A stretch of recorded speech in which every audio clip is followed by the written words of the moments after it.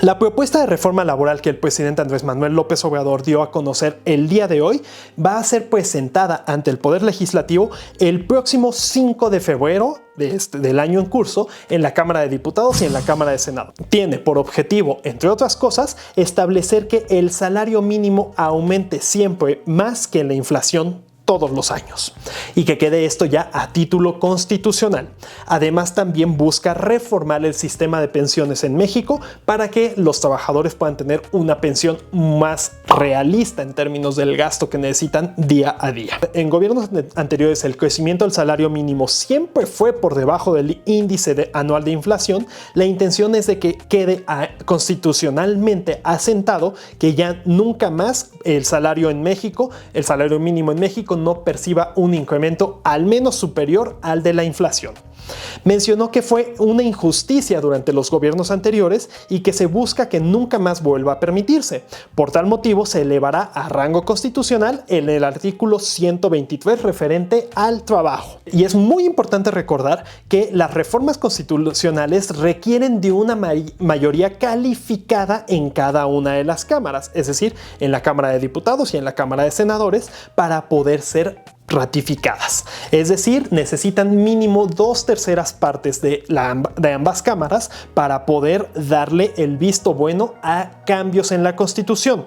Actualmente, Morena tiene una mayoría, pero no mayoría calificada, por lo cual se necesitaría el acuerdo para darle seguimiento a las reformas laborales. Es interesante que esto se esté planteando ahorita antes del proceso electoral y que, por cierto, también el presidente ya no va a poder mandar su reforma electoral porque este año, al ser año de elecciones, pues ya no se puede modificar el margen legal. Entonces vamos a ver qué sucede en la siguiente administración. Por tal motivo, según lo visto el día de hoy en la mañanera, la propuesta de López Obrador consiste principalmente en evitar que el salario mínimo no perciba un aumento, al menos con respecto a la inflación todos los años.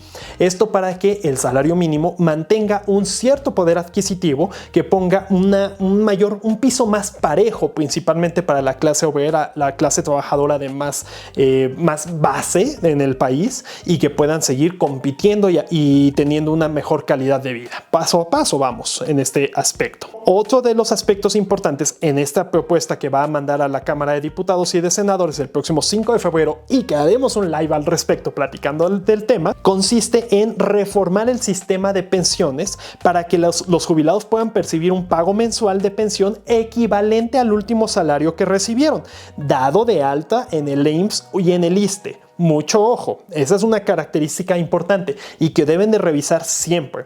Chequen si su salario es realmente el que está reflejado en estas instituciones, porque si no puede llegar el momento de que lleguen a la situación de ser pensionados y que se den cuenta que estaban recibiendo justamente el salario mínimo y no sé, 10, 12 mil pesos que estaban ganando para ese entonces. Entonces es muy importante. Planteo, pero hará falta ver qué pasa con la reforma para comprender hasta qué punto que el gobierno asumirá una parte considerable del presupuesto necesario para las pensiones. Esto lo dijo principalmente para tranquilizar tanto a los empleados como a los empleadores, es decir, a las empresas, porque de esta manera sería el gobierno quien, a partir de los impuestos, ayudaría a las empresas y a los empleados a que sus pensiones estuvieran íntegras a un mejor nivel. Esto en ningún país de la OCDE sucede esto, y casi en ningún país del mundo la pensión que percibes es la misma de tu último salario percibido.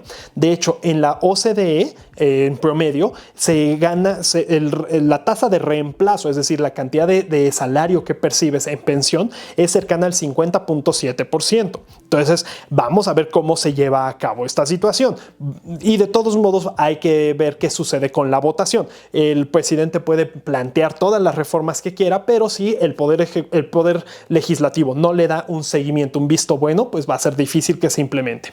Vamos a ver qué sucede con esta reforma laboral. Tengan por seguro que le estaremos dando un seguimiento muy oportuno a todo el tema para poder explicarles más a detalle. Con respecto a la ley del sistema del ahorro para el retiro, es decir, decir, la reforma hecha por el expresidente Ernesto Zedillo, fueron aumentadas las semanas necesarias para poder pensionarte. Y de esta manera se creó también la CONSAR, la Comisión Nacional del Sistema de Ahorro para el Retiro, así como las famosas y poco comprendidas AFORES, es decir, las administradoras de fondos de retiro. De fondos para el retiro. Les recomiendo mucho el canal de Eduardo Rosas, un especialista en finanzas personales que les puede explicar muy a detalle todo el tema de las AFORES. Vale mucho la pena su canal. Antes de esta reforma, los empleados podían pensionarse a los 65 años de edad y con disfrute del 100% de su último salario, pero esto estamos hablando aproximadamente de los años 80. Las cosas han cambiado mucho de ese entonces para la fecha, son casi 40 años. Entonces, vale la pena mencionar que en ese entonces las personas, pues la esperanza de vida era mucho menor, era aproximadamente hasta los 70 años. Actualmente ya estamos muchísimo mayor a esa cantidad de tiempo y es por eso que de repente las pensiones tal vez les tuvieron que ir haciendo algunos ajustes. El problema es de que en México se tergiversaron todas estas intenciones para afectar varias cosas. Es importante recordarles que fue la iniciativa de la diputada Susana Prieto Terrazas planteada en octubre del 2022, donde se buscó que las personas tengan jornadas máximas de 40 horas a la semana con goce de 2 días de descanso. Se ha manejado solamente el tema de la reducción a la jornada laboral con el hashtag yo por las 40 horas y demás, pero el planteamiento en el dictamen original no era necesariamente solamente de una reducción de horas, sino un aumento de días de descanso para pasar.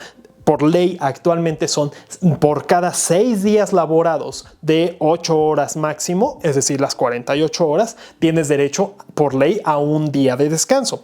Pero la intención de la diputada Susana Prieto no es solamente la reducción de las horas, sino que se aumente el día de descanso para que por 5 días laborados tengas 2 días de descanso. La intención de que las personas puedan pasar más tiempo con sus familias, que puedan pasar más tiempo capacitándose, por ejemplo, aprendiendo nuevos idiomas, aprendiendo otras cosas diferentes, no solamente cuestiones laborales. Pero efectivamente es por eso que vale mucho la pena darle seguimiento a este tipo de información, compartir videos que hablen de este tipo de temas para que más personas estén enteradas, porque efectivamente, y esto lo platiqué en alguno de los videos de mi canal, muchas personas no se han enterado o no le han dado la profundidad de información que requiere este tema de la reducción a la jornada laboral. Es importante recordar que durante todo el 2023 se estuvieron dando largas y largas a esta reducción.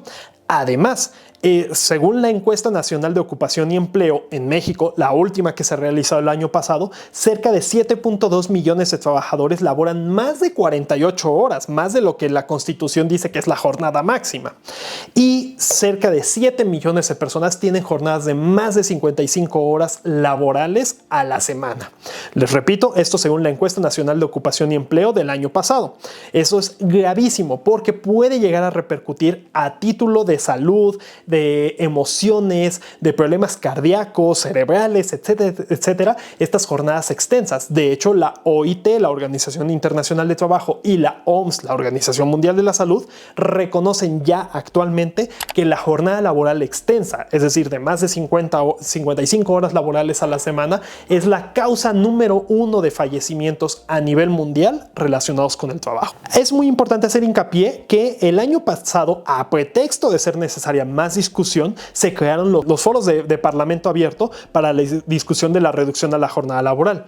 Fueron 5 sesiones iniciadas el 16 de octubre y finalizadas el 13 de noviembre. Si tú sumas la cantidad de reproducciones en el canal de YouTube de estos videos, no sumarán siquiera 250.000 de reproducciones, que es muy poco. Es por eso que vale la pena darle seguimiento.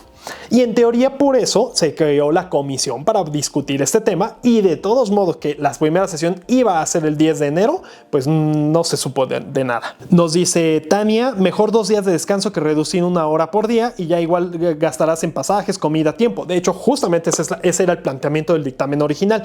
A ciencia cierta, Tania, no te puedo decir si este dictamen va a ser el mismo que se va a discutir ahora en marzo. Es probable que lo vayan a modificar para darle cabida al tema de la gradualidad. Desafortunadamente parece que eso es lo que está sucediendo. Nos dice Tania que mejor invertirlo en algo de interés personal, esparcimiento. Claro, ese es uno. Y sobre todo, no sé, digo, yo no tengo hijos, no quiero ahondar demasiado en ese tema, pero también para las personas que tienen hijos, pues tener más tiempo para compartir con ellos es crucial, es de vital importancia. Pasados los 5 foros, todo parecía andar en viento en popa, ustedes recordarán, pero el presidente, al responder en una mañanera, dijo que respecto a este tema hacía falta más discusión, pues el tema había pasado de noche. Esto lo pueden consultar más a detalle en mi canal en YouTube. Tengo un video hablando de AMLO y las 40 horas. Y pues sí, realmente eso fue un frenón, todo parece indicar, en los intereses de votar esta importante reducción a la jornada laboral. Fue así como, según palabras de la licenciada Susana Prieto, le había dicho Ignacio Mier, el representante de la bancada de Morena, en la JUCOPO, la Junta de Coordinación Política, que se iba a votar en el Pleno el 12 de diciembre. Sin embargo, pasó el 12 de diciembre, el Día de la Virgen, y no tuvimos ninguna votación. Es importante que tampoco nunca se dio en la orden del día esta información de que efectivamente iba a ser votado entonces. Realmente eso solamente quedó en palabras de la licenciada Susana, pero nos quedamos sin votación el año pasado. El 18 de diciembre del 2023 anunciaron con bombo y platillo, también en este canal hicimos un video al respecto, la instalación de una comisión de trabajo en materia de descanso y de descanso laboral que tendría por primera reunión el pasado miércoles 10 de enero. Sin embargo, nadie sabe a ciencia cierta si esta reunión se llevó a cabo, si fue en lo oscurito o si luego van a salir acuerdos firmados por ahí y que de plano simplemente se les olvidó. Pues solamente se dio una conferencia de prensa donde Ignacio Mier ese día mencionó que la votación sería en marzo. Entonces, hasta el momento, chicas, chicos y chickens, no tenemos certeza de qué vaya a pasar. De todos modos, en este canal estaré dando seguimiento muy oportuno a todo lo que suceda, no solamente a esa noticia, sino a otras noticias laborales. Todo parece indicar, desafortunadamente, como lo he mencionado en otros videos, que esto se está tratando de una maniobra política para las elecciones de este año, para llevar a sus molinos electorales, para tratar de colocarse las medallas de yo fui quien impulsó la reforma, yo fui quien hizo la reducción a la jornada laboral, digo yo por referirme a partidos en general. Pero esperemos que efectivamente sea en marzo, que ya nos den una sorpresa de madurez política y podamos tener este importante acontecimiento.